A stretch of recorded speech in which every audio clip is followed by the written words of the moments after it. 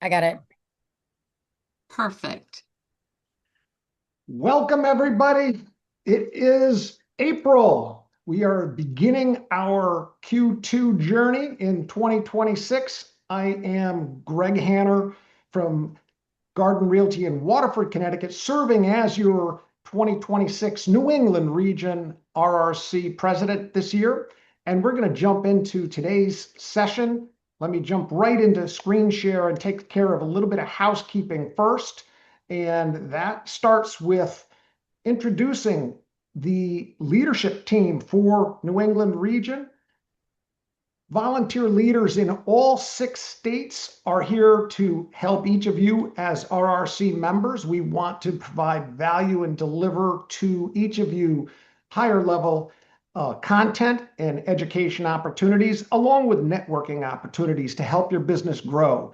And on the call today, we have at the helm of the Zoom session, we've got Darlene Pratt, our communications chair. We've got our president-elect, Christina Silva.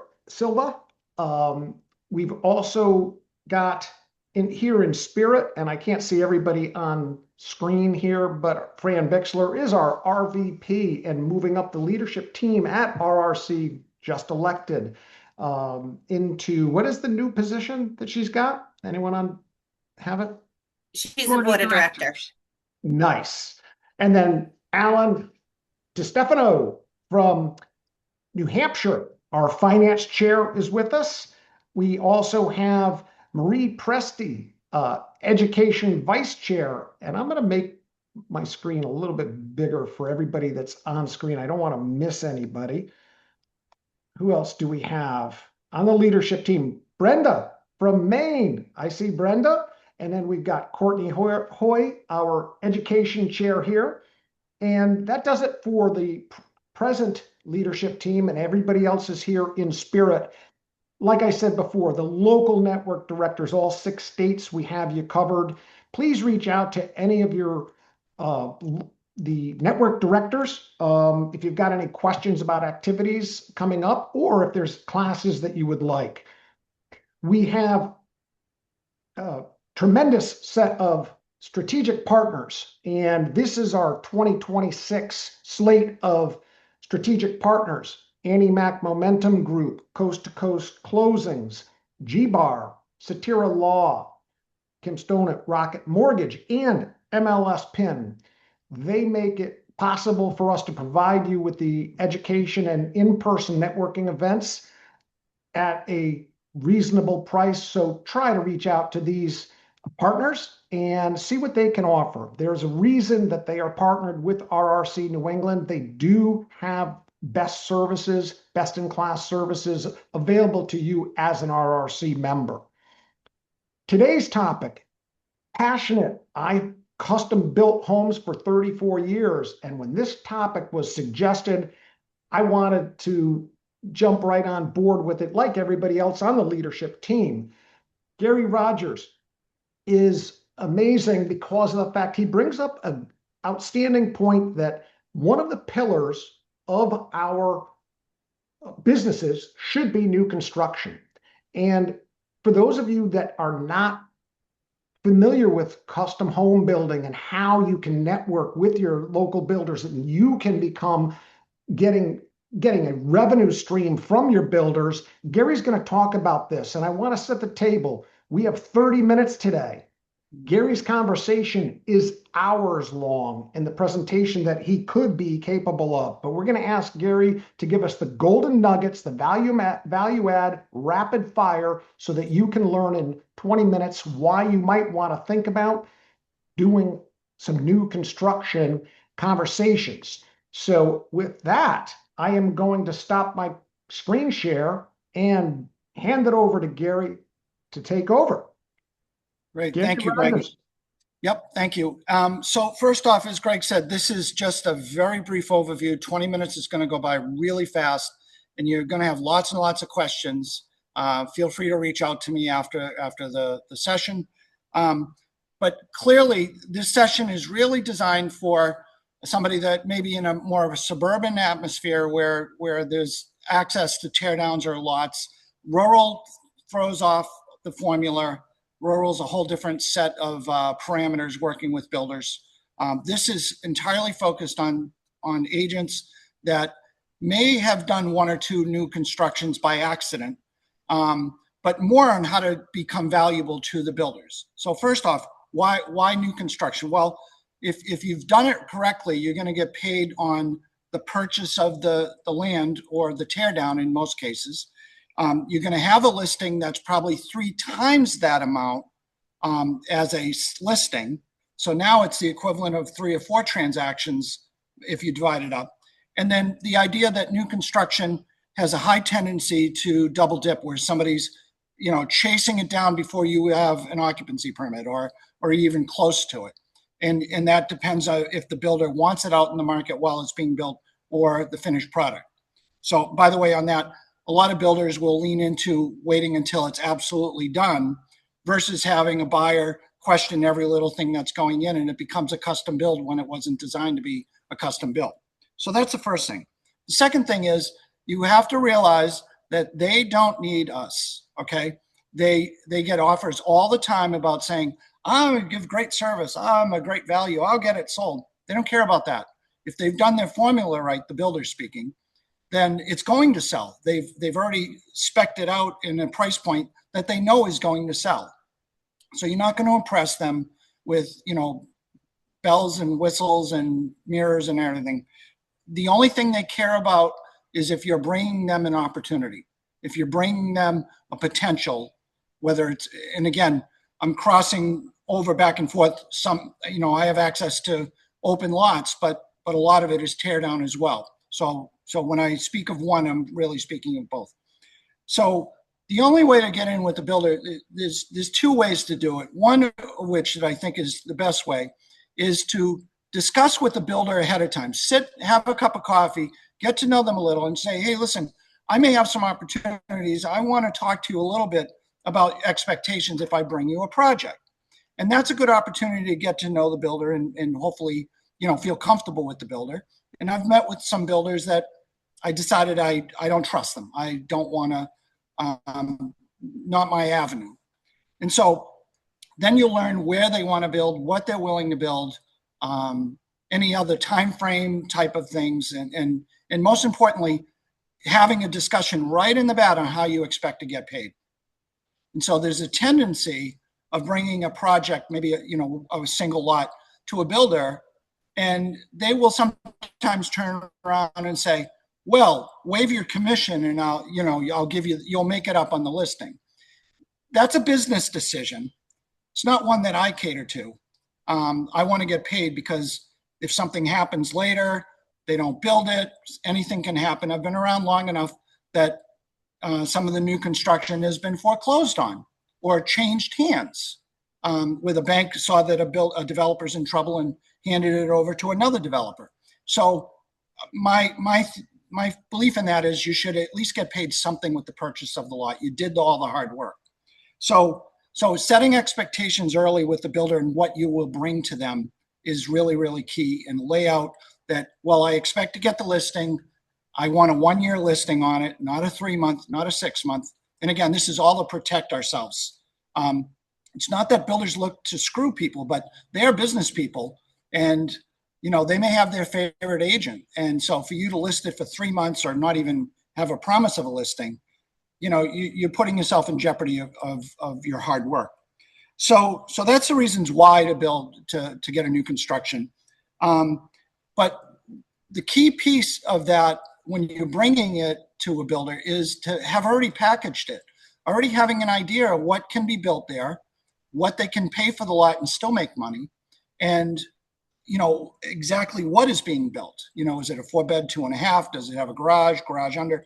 So to package it up ahead of time when you have an opportunity, a land or potential tear down, you need to take some of the guesswork out for the builder. Now, the ways to do that is to absolutely do your homework ahead of time, where you have just a general understanding. You don't have to be an expert on zoning, requirements, setbacks. If you're looking at a piece of land, does it have wetlands on it? Is it a septic system required? Maybe it doesn't have public sewer in that area. And so all of that is their easements. And some of the older, bigger pieces that were subdivided, sometimes you'll find an easement right smack in the middle of it. So, and Greg knows that from firsthand experience, you never take anything for granted. So once you have an opportunity and have something to approach a builder with, by packaging it up ahead of time, you're saving them a lot of time. And I know for a fact they appreciate that. What's the alternative? Well, hey, this is a big lot. I'm going to bring it to a builder. And you bring it to a builder and they look at it and they decide that, hey, it'd be great if we could build on it, but it doesn't have enough frontage.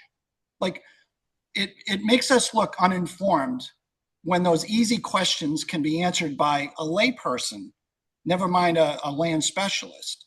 And so we're not asking you to be a specialist. In fact, an expert. In fact, don't become an expert and say, you can build 4 units on this. You're going to get in a lot of trouble, right? So understanding if a lot is buildable is one of the key things. Is it sewer, septic? In some areas, is it private well? I have 2 new constructions coming on, and the public water doesn't reach where they are. So they're going to have to go private well. So it's all these other ancillary costs that you have to make the builder aware of, or I think you should make the builder aware of, instead of letting them find out the hard way and wasting their time. So most builders love when you bring a deal to them where all the questions are answered. And on top of that, do your market research. Understand what new construction is selling for in the area. It's one of those rare times that you can actually look at price per square foot within the same market. And I say that cautiously because there's other parameters that come into it. If it does need a septic, well, that could be $40,000 in some areas. So some of the comparables, you have to make sure it's apples to apples. If it's in the same town and there's single lots, chances are that there's none of those extra costs involved. And then maybe you can compare apples to apples with the sale price per square foot. That's just one measurement, and it's not a gauge to go by completely, but it's knowing those type of figures that I get asked all the time by one builder. What's the sale price per square foot for 4 bedrooms, in this area, 2,500 square feet. Yes. On that note right there, and I don't want to interrupt your flow, but it's important to highlight cost per square foot. It's not like going and buying a gallon of gas or a gallon of milk.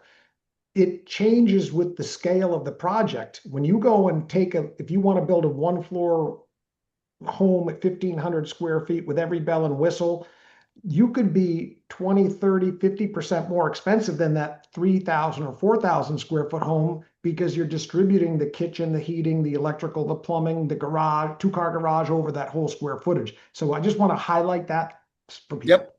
No, and that's a great point. And that is kind of what I'm leaning into, that if you ask a builder what it costs to build, and he says $300 a square foot, that is just one piece of the formula. You have to bring a water line in 3,000 feet, or, God forbid, if you're subdividing, and then you have to calculate in some road costs.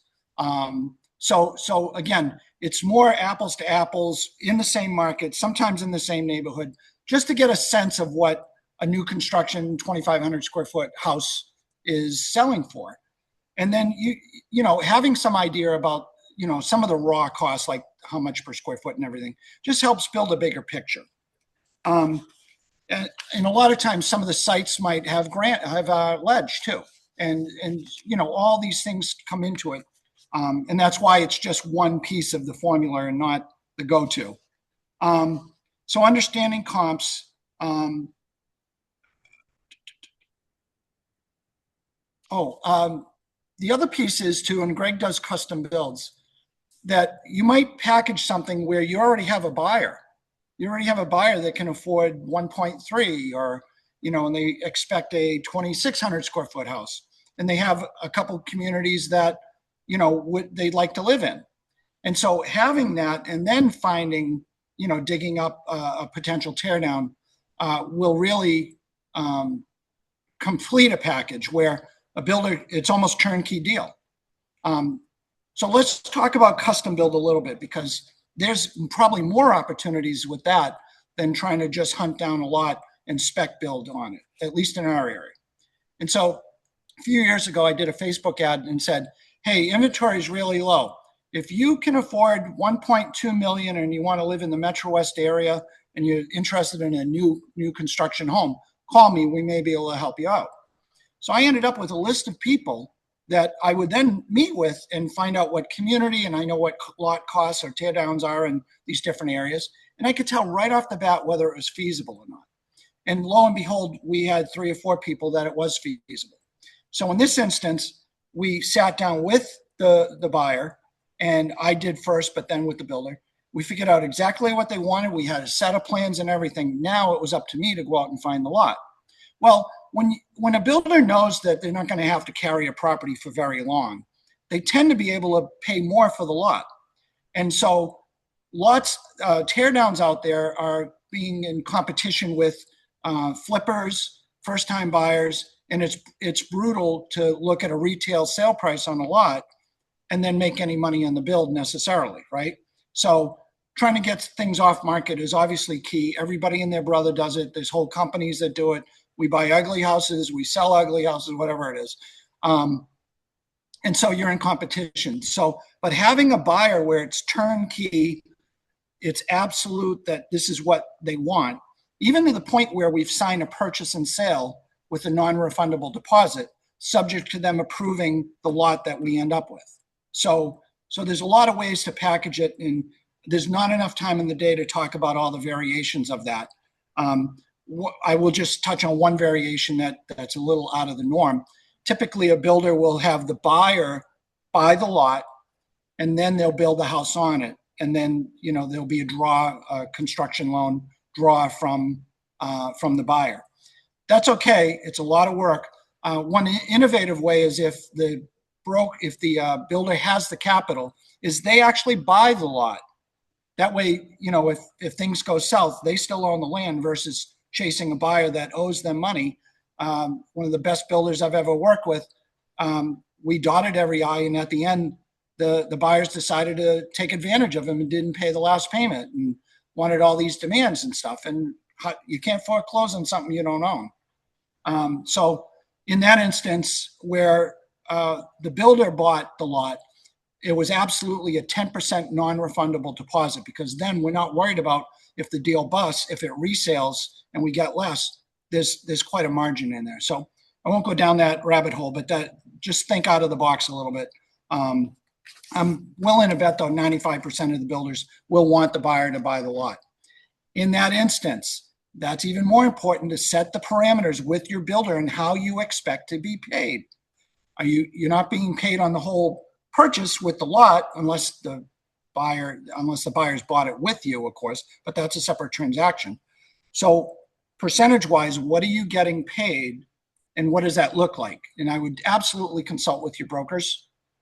If you're not the broker owners, consult with your broker owner, and understand that it is a commission. It's more of a fee really, because you're referring the builder to this buyer.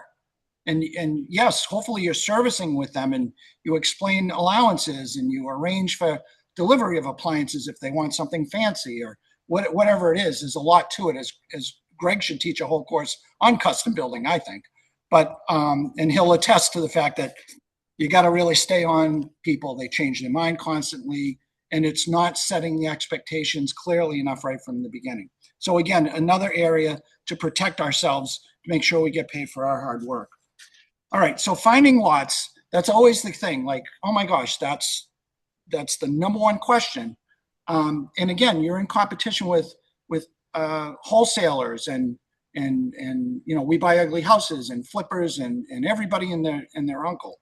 And so understanding your market is a big help. I routinely, although I haven't done it so far this year, I've been tied up with a larger new construction project, but every month I would drive around neighborhoods and look at the same houses to see if the conditions have changed, see if it's potential. If it looks good and the lot's a good sized lot, I know what I can build in that neighborhood or have built in that neighborhood. And so understanding your market, and that is more of a micro thing. Obviously, you'll go wherever you need to go for new construction, but it starts somewhere, right? If you know a market well, especially if you live in the area, you tend to know more about zoning in that area because of it's just experience goes on. But I have found several properties that I had an in with the neighbor, or I did a little bit of research and understood what the family looked like. Did somebody just pass away? You don't want to be that person knocking on doors when you see the obituary. That's not the Realtor Sports page, where you look at the obituaries to see who's going to sell. Not a good thing. But also keep your eye out on MLS. Granted, you're in competition, but again, if you know your builder well and you kind of consult with that builder and say, hey, listen, this just came on. Here's what I think can be done with it. I don't know what you're willing to pay, but I think we should take a shot at it. And when a market starts to go through trends, like we're seeing just a slight delay over the last couple of weeks in houses that we thought would sell immediately, there may be an opportunity. People also shy away from multiple offer situations, as we know. So never discount an opportunity. And the fact that a builder, granted in Massachusetts, you can't say that you're waiving a home inspection anymore, but if a builder's buying it, chances are they don't care about the property, and it's communicated. Not that we're not going to do a home inspection, because you can't say that, but a buyer and the listing agent, a seller and a listing agent will understand what a builder's there for, right? He's not going to fix it up to live in it. It's coming down. He's buying it for the land. If you're not a HUD broker, you probably should be. There's a fair amount of opportunity there where they will absolutely prioritize for the first 21 or 30 days that only an owner occupant can buy it. But there is a lag time after that all of a sudden they will just sell it to whoever. So talk to your broker about being a HUD registered broker, get access to those type of things. There are some opportunities there. I work with one builder right now who actually paid somebody to monitor that and sent a list over, which we then called that list. And sure enough, right now we're about to sign, knock on wood, sign an offer for 5 lots that this person owned, a big enough piece of land. And there was some question about whether she was going to be able to hold on to the property or not. She wanted to get out anyway. She was an older person. And so conceivably, it looks like we have 5 lots coming on just from that type of research. So, and again, I want to emphasize, this potentially is scalable, but don't count on it being scalable. Again, if you can get 1 deal a year or 2 deals a year, it starts to build, and the trust that you have in your builder, as much as the other way around, can come back to you. I'm very, very fortunate that I work with the builder off and on for the last 18 years, and he's now brought me into deals that I had nothing to do with. And one of them is quite sizable. It's going to take me a year to sell them all. So it's worth it. You're building relationships.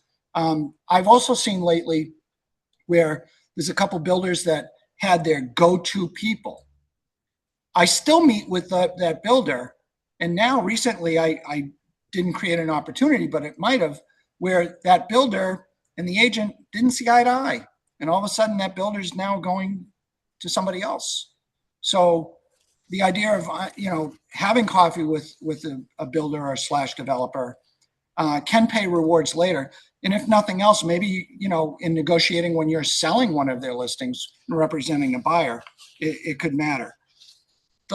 One of the last things I think is really, really important is understanding your agency and your duties. Who are you representing if you door knock on somebody for a lot, or you're going after a property for a builder? Builders are not necessarily going to sign a buyer agency agreement. They're just, a lot of them are old school. They don't want to be tied down. They don't want to decrease their access to opportunities with other agents. So it's not going to happen. If you're lucky, you can get a 1-day buyer agency contract for that property. I would shoot for that. But be careful when you're talking to a home seller that potentially might be a good project for your builder. And you better disclose it up front. Before Mr. and Mrs. Seller, I list your property to sell. As I mentioned before, I have a builder that is very interested in it, and I want to make it clear. I can't represent two people. I understand it is legal if you get it all signed off with designated dual agency. I'm not a fan of that mechanics when you're approaching somebody that may not even have an attorney yet, is not represented. Be very, very clear in understanding who you represent. And I'm not going to suggest ways to do that. I think that's a discussion that we each should have. If you're not the broker owner, then with your broker owner. But watch out.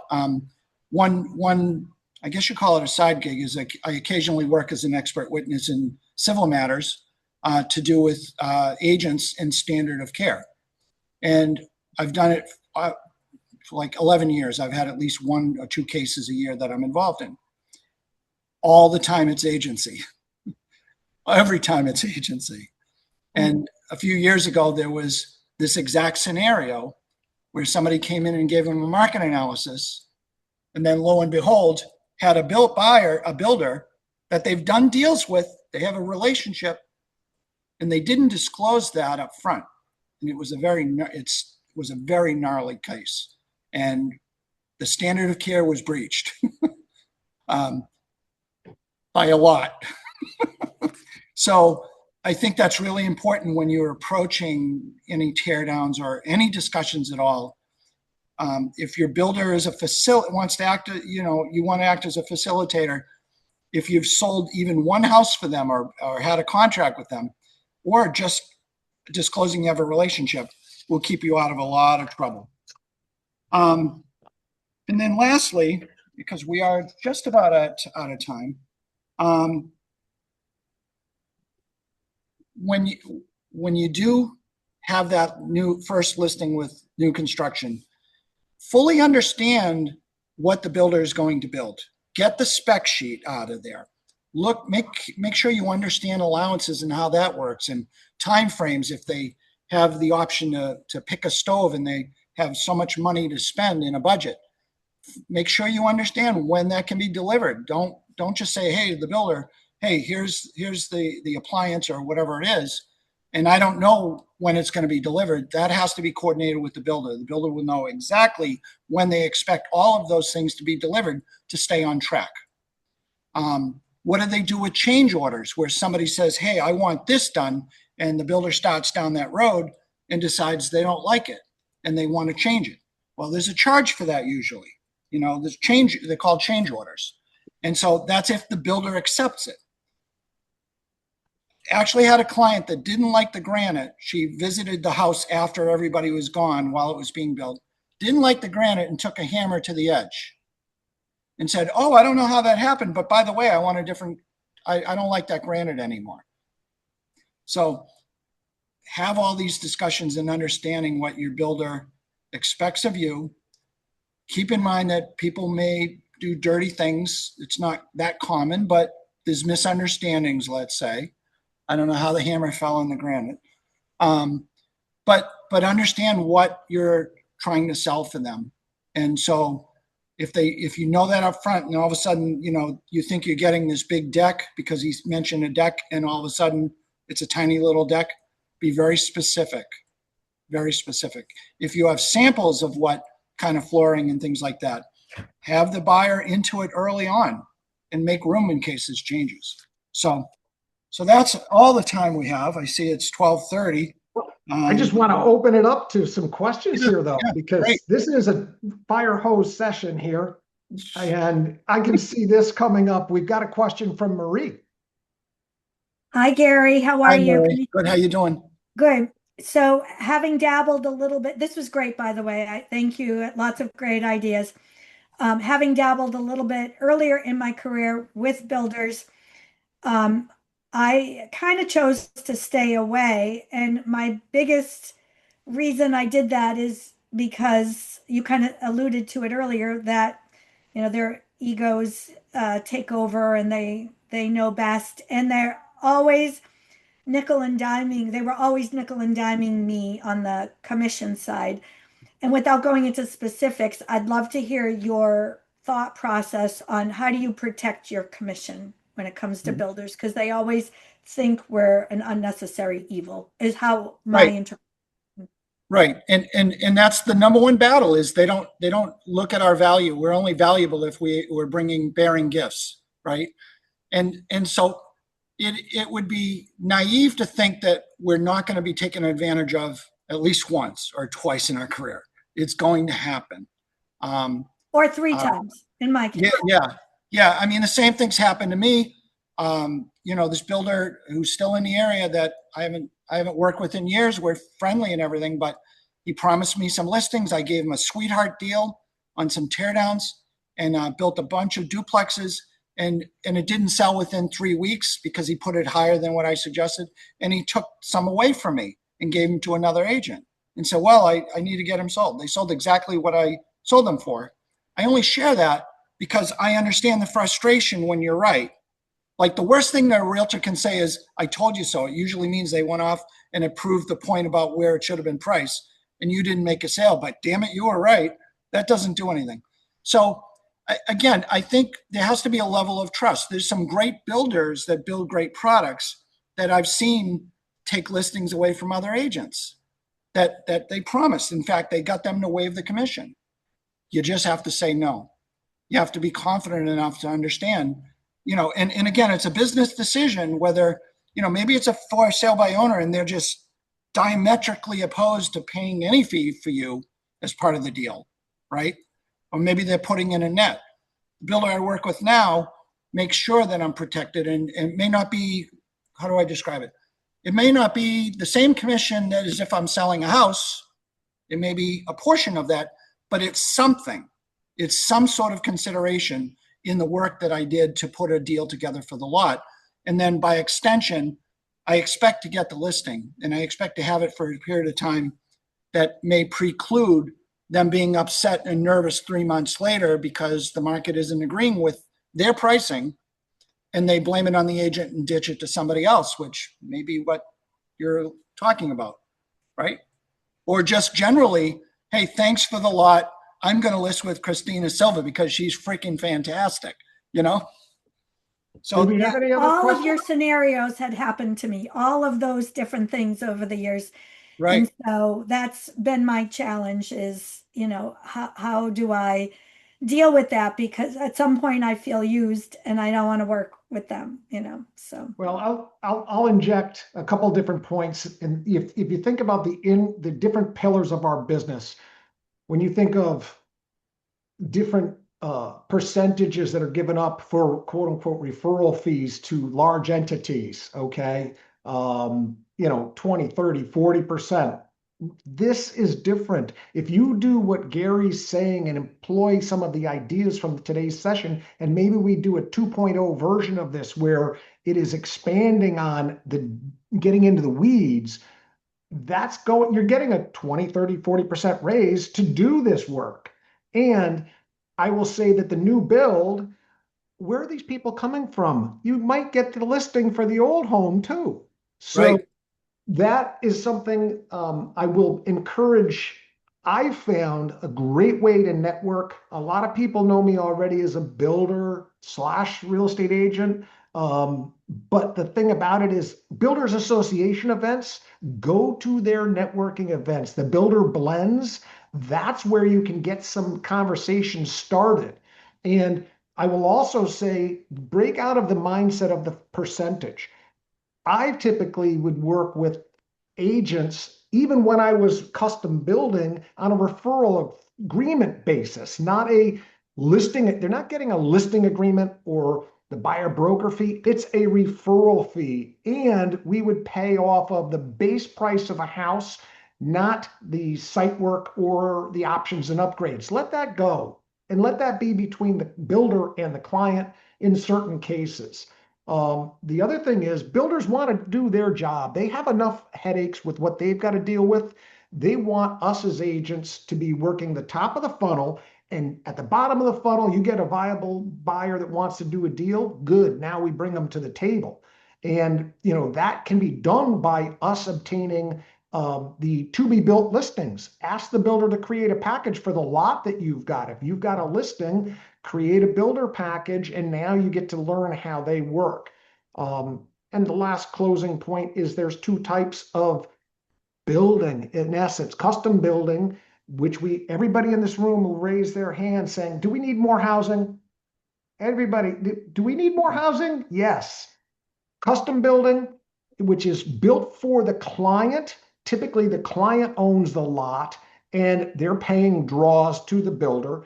And Gary finished with that example where that builder didn't get their last payment, but that's a whole nother deal. But it's between them. The end sale purchase is different. That's spec building and where they own the lot and the buyer builds it at the end. But that's all we've got for today's session. I am going to, and I encourage comments on the Facebook page. We're going to put this replay up tomorrow. Let me just wrap up with a few things. Thank you, Gary. And You're welcome. oops. Do we have the right screen? Good. All right. Upcoming events. Tomorrow night, we've got the Night at the Cade. That's at Dave and Buster's in New Hampshire. Mark your calendars for the 19th if you are a Maine agent. We've got AI for Realtors live with Addie Owens. And all of these are in our schedule. June 3rd, we've got our mid-year luncheon happening again at the popular social bar and restaurant central to all 6 states. Make the journey. It's a 2-hour meetup and networking event. And I'll jump into the August 3rd is the night before, and August 4th is boot camp. And we'll have more info on this in the newsletter that's coming out tomorrow. Big shout out to Marie Presti. We are booking now for the cruise, which is in September, but there is a deadline right now that's looming Friday. The early bird registration, I'm sorry, that date is wrong. It got extended to this Friday. Sorry for that typo in the slide. We extended the early bird, which you pay your $125 deposit on the cruise and you get 8 hours of RRC classes. And that is the cruise going from Boston to Portland to Bar Harbor to St. John to Halifax, which is Nova Scotia, back to Boston. Classes are on the sea days with range of 1,000 to 2,000. And we do have our blood drive going to the end of the year. I have not looked lately, but I think we're still at about 20 to 25 pints. So we're only 25% of the way, but it's the end of the first quarter. So we are on pace. And with that, you can shoot the QR code to see what our future events are. And I want to thank everybody for taking time out of their day to listen to what Gary had to say. Great topic. And if you did like today's session, let us know. Share something in Facebook, and Gary will be happy to do a 2.0 dive deep into different structures and strategies. Because once you hear about, how do you structure these deals, you're going to start to become more comfortable, and you can present that as an idea to the local building resource that you have. But that's all the time we have for today. Thank you, everybody. Thank you.